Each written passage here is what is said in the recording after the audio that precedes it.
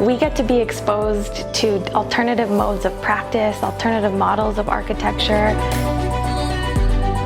So even in some of the most diverse cities across North America, what is public or what could be the future? She's inspiring to me also as someone who has given this history